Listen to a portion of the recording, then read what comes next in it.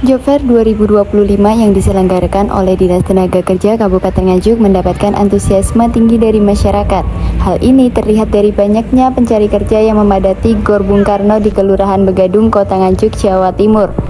Mereka datang untuk melamar pekerjaan dari sekitar 50 perusahaan yang turut serta dalam kegiatan tersebut. Pelaksana tugas PLT Kepala Dinas Tenaga Kerja Nganjuk, Samsul Huda dalam sambutannya menanggapi isu yang sempat viral di media sosial terkait anggapan bahwa job fair ini hanya formalitas semata.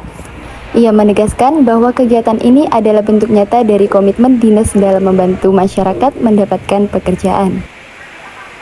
Tentang peraturan daerah Kabupaten Nganjuk berdampak cukup signifikan di dalam mengembangkan potensi usaha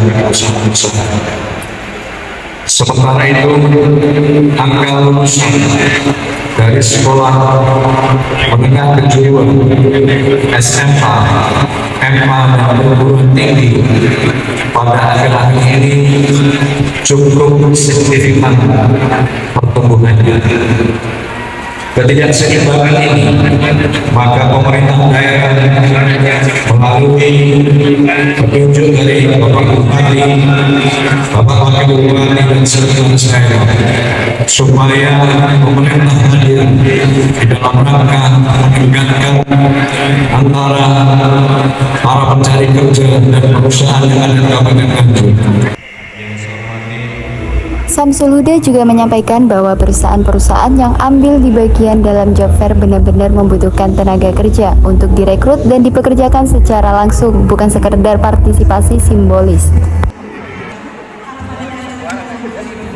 Bupati Nganjuk, Mahren Jumadi, menyatakan bahwa job fair ini bertujuan untuk menyerap tenaga kerja lokal sebagai bagian dari strategi menekan angka kemiskinan di wilayah Nganjuk. Ia juga menegaskan bahwa tidak ada praktik penandanan ijazah bagi pencari kerja di Nganjuk. Proses melamar pekerjaan cukup menggunakan fotokopi atau salinan dokumen, sehingga ijazah asli tidak menjadi syarat wajib yang harus diserahkan. Di Nganjuk itu paling tidak ada 2 kali job fair, yang satu biasanya dari asosiasi guru atau FGMP BK ya.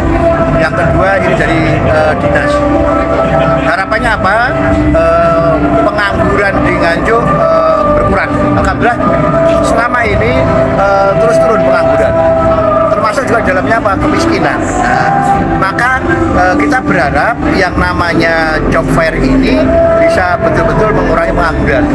Kami juga komunikasi dengan Apindo di Nganjuk, dengan sekarang ada perang dagang Amerika sama Cina, karena banyak perusahaan di Nganjuk ini perusahaan yang ekspor ya, sehingga di 27 negara. Maka ini kan banyak pengaruh juga. Harapan kami apa? Jangan ada PHK. Maka nanti kita komunikasi pelan-pelan, satu PHK jangan sampai terjadi di Nganjuk. Yang kedua, kalau kekurangan SDM bisa rekrut orang-orang Nganjuk, harus rekrut orang Nganjuk. Ada berapa perusahaan, Pak? Hari ini yang ikut kurang lebih 50 ya. 50 perusahaan, ada yang dari Nganjuk sendiri, ada yang dari Kediri, ada yang dari Surabaya, dan alhamdulillah tadi juga ada yang perusahaan yang memberikan fasilitas untuk bekerja di luar negeri. Itu juga bagus, bisa pikir juga. Ya.